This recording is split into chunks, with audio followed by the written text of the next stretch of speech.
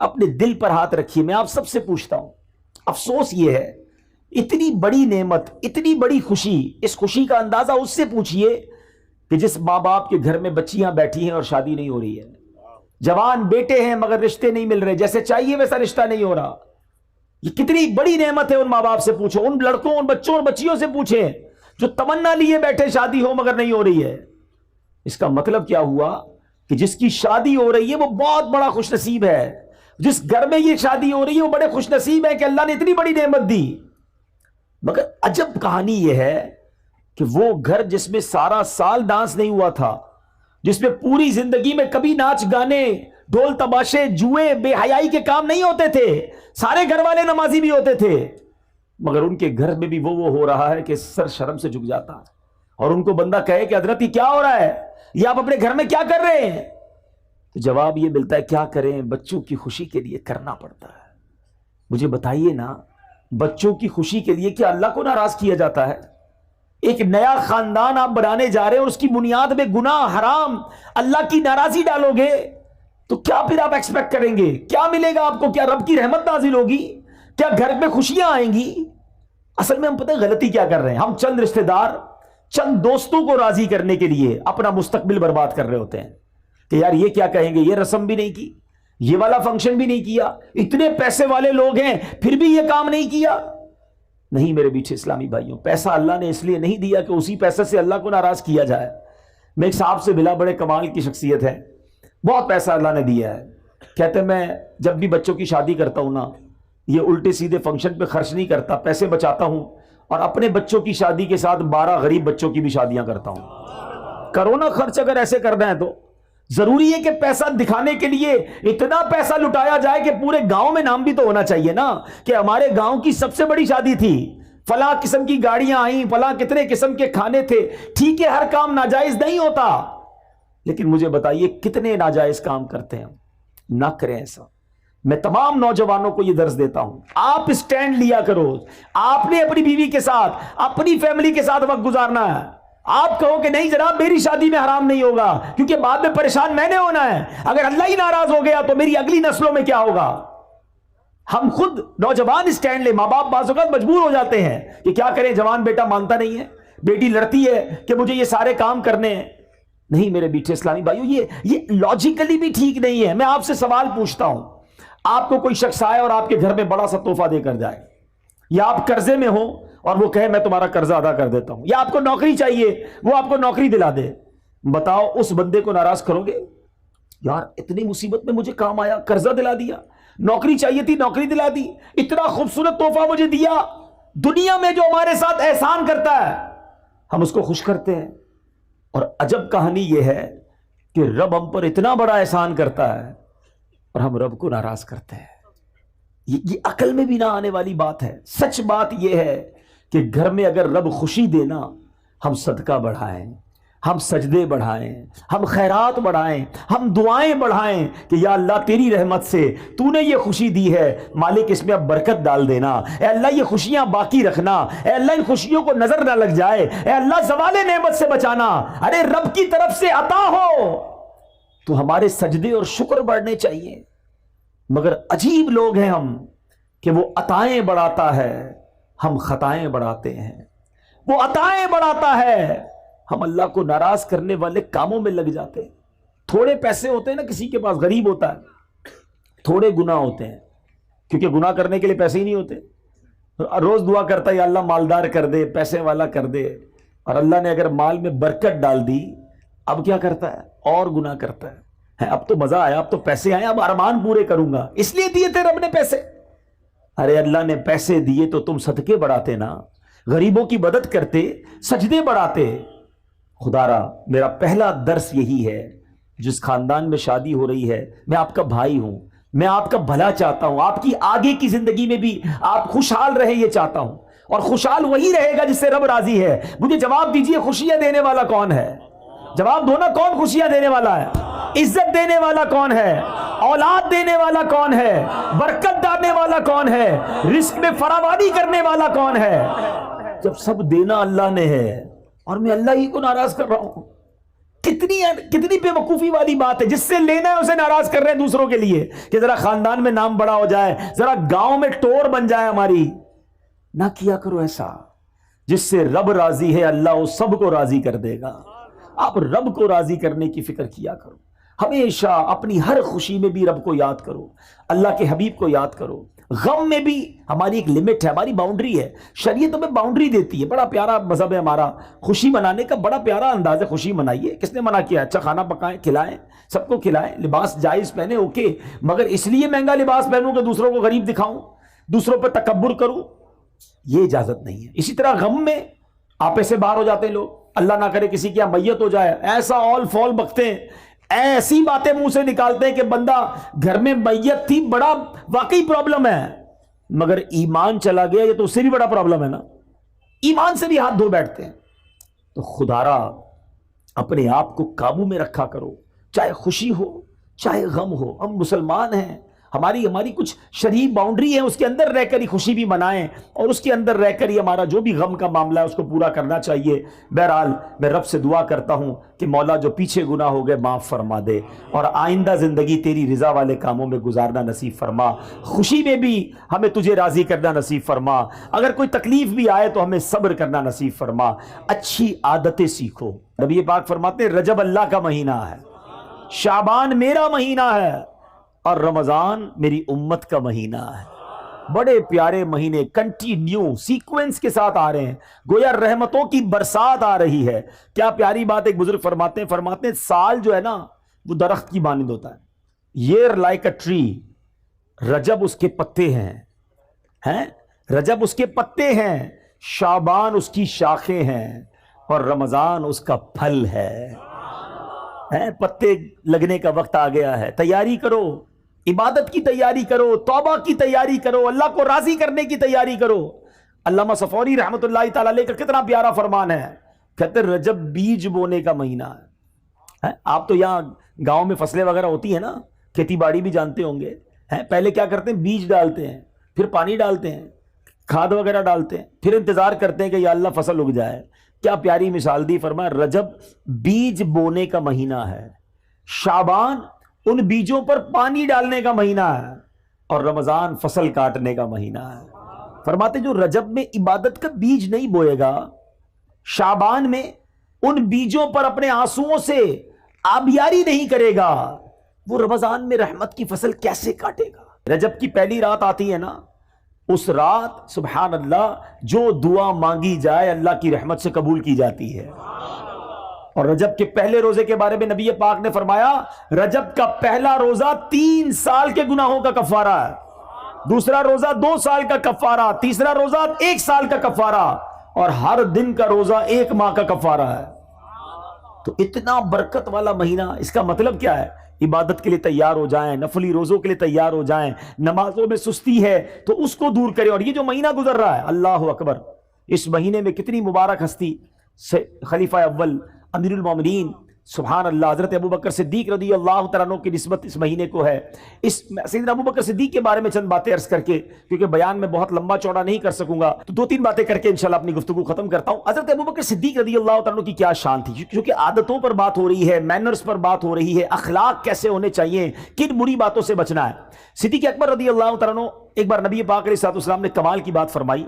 آقا فرماتے اچھی خصلتیں 360 ہیں, اچھی عادتیں 360 ہیں, اور اللہ تعالیٰ جب کسی سے بلائی کا ارادہ فرماتا ہے اس کی ذات میں ایک خصلت پیدا فرما دیتا ہے اور اسی کے سبب اسے جنت میں داخل کر دیتا ہے. یہ بہت بڑی بات ہے کہ اچھی عادتیں اندر ہوں, گناہوں سے بچے انسان. اب صدیق اکبر رضی اللہ تعالیٰ تو کمال ہے نا, سوال کیسا کر لیا, کہا حضور کیا کوئی ایسا بھی ہے جس کے پاس یہ ساری 360 خصلتیں ہوں, ایک خصلت جیسے ملے اللہ اسے جنت دے دیتا ہے. حضور کوئی ایسا بھی ہے کہ جس کے اندر یہ 360 خصلتیں موجود ہوں. نبی پاک فرماتے ہیں اے ابو بکر تمہارے اندر یہ ساری خصلتیں موجود ہیں. اللہ, ایسے ہی نہیں پیار کرتے ہم صدیق اکبر رضی اللہ تعالیٰ عنہ سے. نبی پاک کے ایسے خلیفہ, ایسے ساتھی ہیں کہ یار غار بھی تھے اور یار مزار بھی ہیں, آج بھی سنہری جالیوں میں نبی پاک کے ساتھ موجود ہیں. اب جس شخصیت کے بارے میں میرے آقا فرمائے کہ ابو بکر ساری 360 خصلتیں تمہارے اندر موجود ہیں، تو ان کے اخلاق تو اب زیادہ پڑھنے چاہیے نا، کہ کیا ایسی خصلتیں ہیں۔ یا میں ایک اور بات ایڈ آن کر دوں، میرے بہت سارے اسلامی بھائی بیٹھے ہیں، دعوت اسلامی والے بھی بیٹھے ہیں، اور بھی نیک نمازی داڑھی والے امامے والے نظر آ رہے ہیں۔ نارملی ایک اور ہماری جناب معلومات کی کمی بتا رہا ہوں، اور ہمارے عمل کی کمی بھی بتا رہا ہوں۔ آج کسی داڑھی امامے والے یا مذہبی حلیے والے سے کہو نا بھائی آپ سنتوں پر عمل کرتے ہیں، کہتا بالکل جناب میں سنتوں کا پیکر، چلتا پھرتا سنتوں کا پیکر۔ اچھا جناب ذرا سنتیں بتائیے کتنی ہیں؟ اب اس نے سنتیں بتانی ہیں، امامہ پہننا سنت ہے، داڑھی سنت ہے، تیل لگانا سنت ہے، کنگھا کرنا سنت ہے، سیدھے ہاتھ سے کھانا سنت ہے، بسم اللہ پڑھنا سنت ہے، سلام کرنا سنت ہے، مسکرانا سنت ہے، اور چپل سیدھے پاؤں پہ پہننا سنت ہے، کپڑا سیدھے ہاتھ سے پہننا سنت، اور بتائیے 10 12 15 اور بتائیے۔ That's it. ہمیں 15 17 20 سنتوں سے زیادہ سنتیں پتہ نہیں ہیں، اور ہم کہتے ہیں میں سنتوں کا پیکر ہوں۔ جناب علماء نے اپنی کتابوں میں 400 سے زیادہ نبی پاک کی سنتیں لکھی ہیں، اور اب سنو میں بتاتا ہوں چند سنتیں، میری جو پوائنٹ ہے اس کو سمجھیے گا۔ ہم نے نبی پاک کے سراپے کی سنتیں تو جو نظر آتی ہیں وہ تو چلیں اپنا لی، بڑی اچھی بات ہے، مگر سچ بولنا بھی سنت ہے، وعدے پورے کرنا بھی سنت ہے، قرض وقت پر لوٹانا بھی سنت ہے، پڑوسی کا خیال رکھنا بھی سنت ہے، بچوں پر شفقت کرنا بھی سنت ہے، بڑوں کا ادب کرنا بھی سنت ہے، اپنی ازواج اپنی فیملی کے ساتھ نرمی کا برتاؤ کرنا بھی سنت ہے، اپنے غلام اور اپنے خادموں کی غلطی پر معاف کرنا بھی سنت ہے، بدلہ نہ لے کر جانی دشمنوں کو معاف کرنا بھی سنت ہے، ارے غریب آئے جو آئے اسے عطا فرمانا، سخاوت کرنا بھی سنت ہے، اپنے پیٹ پر پتھر باندھ کر اپنے صحابہ کو روٹی کھلانا بھی سنت ہے۔ ان سنتوں پر کون عمل کرے گا؟ ہے داڑھی رکھ لی، امامہ پہن لیا اور کاروبار میں جھوٹ بولتے ہیں؟ یہ صرف سراپے کی سنتیں اپنا کر ہم سمجھ رہے ہیں ہم سنتوں کے پیکر ہو گئے۔ جس نے سنتیں سراپے کی سجائیں اس پر اب زیادہ ذمہ داری ہے کہ اب کردار کی سنتیں بھی اپنائے، ورنہ لوگ کہیں گے کہ دیکھو امامہ پہن کر داڑھی رکھ کر نمازیں بھی پڑھتا ہے اور یہ حرام کام کرتا ہے، سود کا کاروبار کرتا ہے، جھوٹ بولتا ہے، قرض واپس نہیں لوٹاتا ہے، گھر والے پریشان ہیں کہ بیوی پر ظلم کرتا ہے، ماں باپ کا ادب نہیں کرتا ہے، بچوں پر سختی کرتا ہے۔ کیا یہ نبی پاک کی سنتیں نہیں؟ تو خدا را اے میرے میٹھے اسلامی بھائیوں، ہاتھ جوڑ کر اپنے بیٹھے اس لیے سمجھا رہا ہوں کہ یقیناً داڑھی رکھنا سنت ہے، یقیناً امامہ پہننا سنت ہے، سنت کا لباس ہم نے اپنایا، اب لوگ ہم میں نبی پاک کی جھلک دیکھنا چاہتے ہیں، کردار مصطفیٰ کی برکتیں دیکھنا چاہتے ہیں۔ تو سنتیں بہت ساری ہیں، اور کردار کی سنتیں کون اپنائے گا؟ تو خدا را ضرور امامہ ہو، ضرور داڑھی ہو، ضرور نمازیں ہو، نماز کا نشان بھی ہو، مگر بات ہو تو سچ ہو، زبان سے انگارے نہ نکلیں، زبان سے تانے نہ نکلیں، زبان سے کانٹے نہ نکلیں کہ جو بات کرے اس کا دل چھلنی ہو جائے۔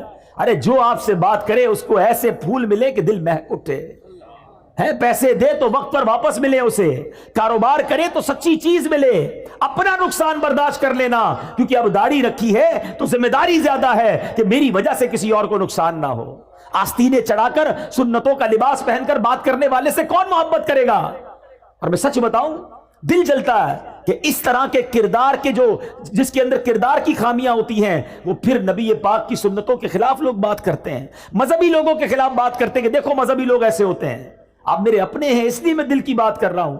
صدیق اکبر کے اس واقعے سے پتا چل رہا ہے کہ نبی پاک نے فرمایا 360 خصلتیں ہیں جو اچھی عادتیں ہیں، کہاں ہیں ہمارے اندر؟ اب آؤ میں بتاتا ہوں صدیق اکبر کے اندر کیسی کیسی عادتیں تھیں۔ آپ زمانہ جہلیت میں بھی، ابھی اسلام کہ نبی پاک نے اعلان نبوت ہی نہیں کیا تھا، اس دور میں بھی کبھی زندگی میں صدیق اکبر نے جھوٹ نہیں بولا۔ صدیق، آپ کا لقب پہلے ہی صدیق مشہور تھا، ہر بات سچ کہتے تھے۔ آپ بھی اگر صدیق بننا چاہتے ہیں نا، سبحان اللہ، وہ مقام صدیقیت تو اور ہے، سچ بولنے والا، سبحان اللہ۔ حدیث پاک سناتا ہوں، نبی پاک علیہ الصلوۃ والسلام فرماتے ہیں کہ بندہ سچ بولتا رہتا، حدیث پاک کا مضمون ہے، سچ بولتا رہتا ہے، سچ بولتا رہتا ہے، یہاں تک کہ اللہ کی بارگاہ میں صدیق لکھ دیا جاتا ہے، ہمیشہ سچ بولنے والا لکھ دیا جاتا ہے۔ اور بندہ جھوٹ بولتا رہتا ہے، جھوٹ بولتا رہتا ہے، جھوٹ بولتا رہتا ہے، یہاں تک کہ اللہ کی بارگاہ میں کذاب لکھ دیا جاتا ہے۔ اس سے بڑا بد نصیب کون ہے جو دنیا میں رہے اور اللہ کی بارگاہ میں کذاب لکھا ہوا ہو؟ بزرگ بیٹھے ہیں، پہلے کے دور میں لوگ کبھی کبھی جھوٹ بولتے تھے اور اب تو ایسا لگتا ہے کبھی کبھی سچ بولتے ہیں. بات بات پر جھوٹ. کدھر رہتے ہو؟ جھوٹ. کیا کرتے ہو؟ جھوٹ. کچھ اور ہی بتانا ہے نا. کیسے بتاؤں شادی وال میں رہتا ہوں, گاؤں میں رہتا ہوں, او بھائی میں تو فلاں بڑے شہر میں کوٹھی ہے میری تو بڑے بڑے کارخانے ہیں. پتہ چلا لگاتا ٹھیلا ہے, بتاتا کارخانے ہیں. اپنے سٹیٹس بتانا ہے نا. میں فلاں پوری دنیا گھوم کر آیا ہوں, گجرات سے باہر نکلا نہیں ہے. لیکن ذرا اپنا روب بھی تو جمانا ہے نا. کیوں جھوٹ بولنا ہے؟ کیوں لوگوں کو راضی کرنے کے لیے اللہ کو ناراض کرنا ہے؟ اچھا پھر ایک اور الگ کہانی ہے کہ جناب چٹکلے سنانے کے لیے, لطیفے جس کو کہتے ہیں, ہنسانے کے لیے, کامیڈی کرنے کے لیے جھوٹ بولنا ہے. یاد رکھو حدیث پاک کا مضمون ہے کہ جو ہنستے ہنستے گناہ کرے گا قیامت کے دن روتے روتے جہنم میں ڈالا جائے گا. تم لوگوں کو راضی کرنے کے لیے جھوٹ بول رہے ہو, لوگوں کو راضی کرنے کے لیے, کامیڈی کرنے کے لیے, لوگوں کو خوش کرنے کے لیے اللہ کو ناراض کر رہے ہو. حدیث پاک کا مضمون ہے کہ جو ایک جھوٹ بولتا ہے بندہ, اس کے منہ سے اتنی بدبو نکلتی ہے کہ رحمت کا فرشتہ 1 میل دور چلا جاتا ہے.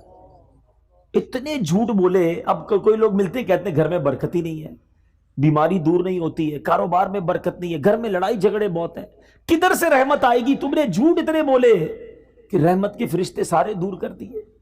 نہیں میرے میٹھے اسلامی بھائی, صدیق اکبر ہمارے سروں کے تاج, ہم ان کے غلام. ذکر تو بڑے شوق سے سنتے ہو, ان کی باتوں پر عمل کب کریں گے؟ آؤ آج نیت کریں, کچھ بھی ہو جائے ہم نے انشاءاللہ ہمیشہ سچ بولنا ہے. شیطان ڈالے گا دماغ میں کہ جناب تم سچ بولو گے تو تمہارا مال کیسے بکے گا, دوسرے لوگ جھوٹ بول کے بیچ دیں گے, دوسرے لوگ آگے بڑھ جائیں گے. ابے کسی کو نہیں دیکھنا ہے. یاد رکھو کونوا مع الصادقین, سچوں کے ساتھ ہو جاؤ. آپ سچے ہو جائیں انشاءاللہ رب کی رحمت آپ کے ساتھ ہو جائے گی.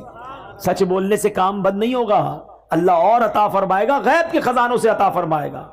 صدیق اکبر رضی اللہ تعالیٰ عنہ کی باتیں تو اتنی ہیں سبحان اللہ کہ میں ساری رات ہی بیان کرتا رہوں. ایک اور بات کر کے اپنی گفتگو کو ختم کرتا ہوں, اور یہ بھی گاؤں گوٹھوں میں بہت زیادہ پائی جاتی ہے, اس لیے میں اس خصلت کو, اس عادت کو, یہ بھی سنت ہے اور لیکن اس سنت پر عمل کرنے والے شاذ ملتے ہیں. صدیق اکبر رضی اللہ تعالیٰ کا ایک معمول تھا کہ مدینے کی جو بچیاں تھیں وہ خلیفہ بننے سے پہلے 3 سال تک ہر سال آپ کے پاس آتی اور محلے کی بکریاں, اپنی بچیاں جو ہے بکریاں لے کر آتی. تو تقریباً ہر دوسرے دن آتی تھی اور کہتی حضور ہماری بکریوں کو آپ دودھ دھو دیجئے. صدیق اکبر رضی اللہ تعالیٰ کو دودھ نکال کے دیتے. اب آپ بن گئے خلیفہ, امیر المومنین, ہیڈ آف اسٹیٹ. آج کے لفظ میں آپ تو اس مملکت کے ہیڈ تھے نا. اب ان بچیوں نے آ کر کہا کہ حضور پہلے تو آپ دودھ نکال دیتے تھے, اب تو آپ خلیفہ بن گئے ہیں, اب تو آپ دودھ نہیں نکالیں گے. آپ نے فرمایا کیوں نہیں, بکریاں لے آیا کرو, میں اب بھی تمہیں دودھ دھو دیا کروں گا. مدینے کی بچیاں بکریاں لاتی. صدیق اکبر رضی اللہ عنہ خلیفہ بن چکے تھے, پھر بھی ان بچیوں کا دودھ دھویا کرتے تھے. حضرت عمر فاروق کے بارے میں آتا ہے, یہ کیسے لوگ تھے؟ کہتے کہ میں ایک بوڑھی عورت کے گھر پر بیچاری پریشان تھی تو کبھی کبھی جا کر اس کے گھر کے کام کاج کر دیا کرتا, صفائی کر دیا کرتا, چیزوں کو ٹھیک کر دیا کرتا. ایک بار گیا تو بوڑھی عورت نے کہا کہ پہلے ہی سارا کام ہو گیا ہے, گھر صاف ستھرا تھا, ایوری تھنگ مینج. کہ کون آیا تھا؟ کہ پتہ نہیں کون آیا تھا, کوئی آیا تھا اور آ کے کر کے چلا گیا. اچھا دوسرے دن گئے, پھر گھر کا کام پہلے ہو گیا. تیسرے دن گئے, پھر گھر کا کام حضرت عمر سے پہلے ہو گیا, عمر فاروق رضی اللہ عنہ سے پہلے. کہتے کون ہے جو مجھ سے پہلے آ کر گھر کے سارے کام کر جاتا ہے؟ اب ایک رات حضرت عمر فاروق کہتے ہیں میں دن میں آ کر چھپ جاؤں گا. اب آ کر شام کو چھپ گئے, دیکھا کہ خلیفۃ المسلمین امیر المومنین حضرت ابو بکر صدیق تشریف لائے. اس بوڑھی عورت کے گھر میں جھاڑو لگایا, اس کے کپڑے اور اس کے سارے کام کاج ٹھیک کیے اور اس کے بعد تشریف لے گئے. کیا سیکھنے کو ملا؟ کہ خلیفہ بننے کے بعد بھی عاجزی کا پیکر ہیں, انکساری کا پیکر ہیں, ڈاؤن ٹو ارتھ ہیں. اور آج ہمارا کیا حال ہے؟ تھوڑے پیسے مل جائیں, تھوڑی نمبرداری مل جائے, کسی ملک کا ویزا لگ جائے, او ہو پھر تو ہمارا سٹائل ہی الگ ہے نا. پہلے محلے میں کوئی جانتا نہیں تھا, آج تھوڑا نام پاکستان میں مشہور ہو جائے پھر تو انداز ہی بدل جاتا ہے. بندہ مالدار ہو کر آج کل یہ ہو گیا غریب رشتہ دار کو پہچاننا چھوڑ دیتے ہیں کہ میں کیسے بتاؤں یہ میرا چاچا ہے, یہ بیچارہ پگڑ باندھے والا, یہ دیہاتی آدمی. میں کسی کو کہوں گا میرا ابا ہے, میرا چاچا ہے, تو لوگ مذاق اڑائیں گے. استغفر اللہ. یہ سیکھا ہم نے, یہ اسلام کی تعلیمات ہے. یقین کرو میرے بیٹے اسلامی بھائیوں، تکبر ایسا گناہ ہے، اللہ کو اتنا ناپسند ہے کہ روایتوں کا مضمون ہے کہ متکبر کو قیامت کے دن چونٹیوں کی شکل میں لایا جائے گا اور لوگ مسل مسل کر اس کے اوپر سے گزر رہے ہوں گے۔ تکبر ہی تو کیا تھا شیطان نے۔ حضرت آدم علیہ السلام کے سامنے دیکھ کر کیا کہا تھا؟ انا خیر من، میں اس سے بہتر ہوں، اے اللہ تو نے اس کو مٹی سے بنایا، مجھے آگ سے بنایا ہے۔ ایک تکبر کیا اور اللہ کی بارگاہ سے مردود قرار دے دیا گیا۔ آج یہاں روز تکبر کرتے لوگ، کہتے ہیں یہ گاؤں کے لوگ ہیں، یہ غریب لوگ ہیں، میں پیسے والا، میں وڈیرا، میں چودھری، میں نمبردار، میرے پاس بڑی گاڑیاں، میری بڑی کوٹھی، میرے ملازم ہیں۔ ٹھیک ہے، پہلے زمانے میں میں بھی غریب تھا، ان کے ساتھ چارپائی پہ بیٹھ کر چائے پی لیتا تھا، اب میرا سٹیٹس نہیں ہے۔ خلیفۃ المسلمین ہے اور بچیوں کی بکریوں کا دودھ دھو رہے ہیں۔ اگر عروج پانا ہے نا اللہ کی بارگاہ میں تو یاد رکھنا کہ دانا خاک میں مل کر گلے گلزار ہوتا ہے۔ کبھی تکبر نہ کرنا، کیونکہ اللہ تبارک و تعالیٰ جب چاہے تمہارا یہ مال واپس لے لے گا، جب چاہے یہ عزت واپس لے سکتا ہے۔ ان اللہ علی کل شیء قدیر وتعز من تشاء وتذل من تشاء، وہ جسے چاہے عزت دے، جسے چاہے ذلیل فرمائے۔ تو میرے میٹھے اسلامی بھائیوں، سیکھو کہ ہم نے کبھی تکبر نہیں کرنا ہے۔ اگر مال دیا اللہ نے دیا ہے، ہمیں اور جھک جانا ہے۔ کہتے نا وہ درخت جھکا ہوا ہوتا ہے جس میں پھل لگے ہوئے ہوتے ہیں، تو جھک کر رہیے، عاجزی کا پیکر رہیے، سیکھیے اپنے بزرگوں سے، اپنے اسلاف سے کہ وہ کتنا بھی بڑا مرتبہ ہو جاتا تھا وہ عاجزی کا پیکر رہتے تھے۔ آج ہاتھ ملانا پسند نہیں کرتے۔ ایک اور بات بتا دوں، یہ جو غریب رشتہ دار ہے نا، جی ہاں، رشتہ دار ہماری اصل ہیں، کبھی انہیں مت بھولنا، ان کا بڑا مرتبہ ہے۔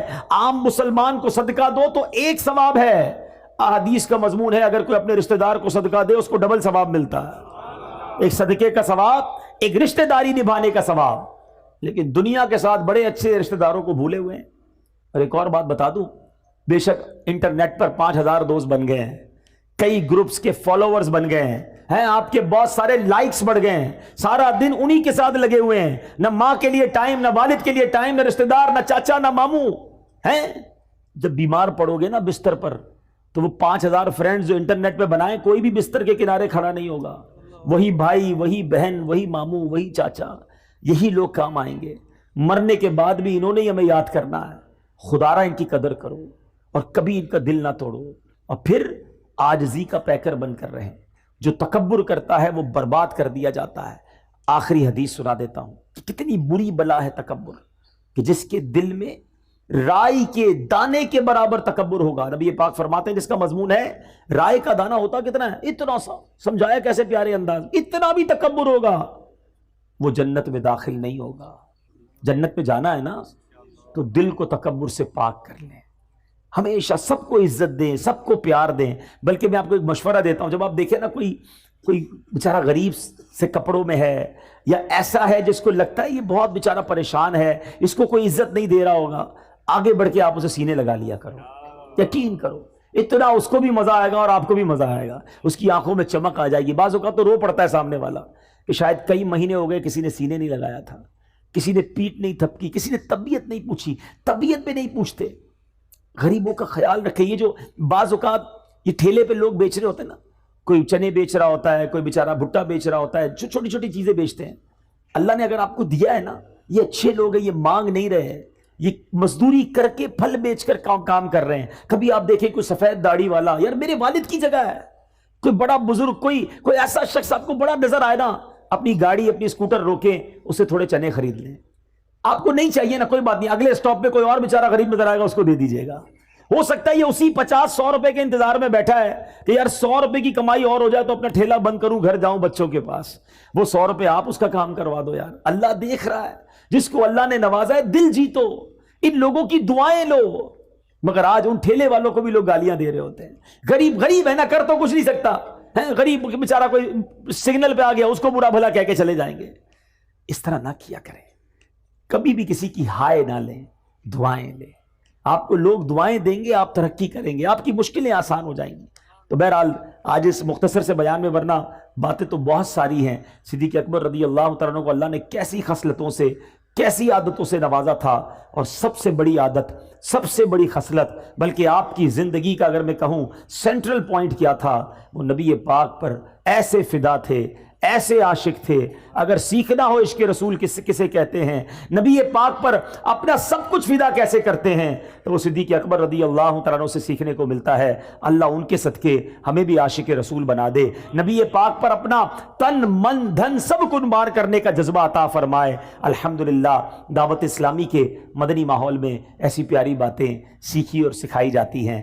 آپ بھی اس مدنی ماحول سے وابستہ رہیے, اجتماعات میں آتے رہیے, مدنی قافلوں میں سفر کیجئے. انشاءاللہ ہمارے اندر بھی عاجزی آ جائے گی, ہم بھی سچے ہو جائیں گے, ہم بھی کردار کی سنتوں پر عمل کرنے والے بن جائیں گے. آمین بجاہ النبی الامین صلی اللہ تعالی علیہ وسلم. میرے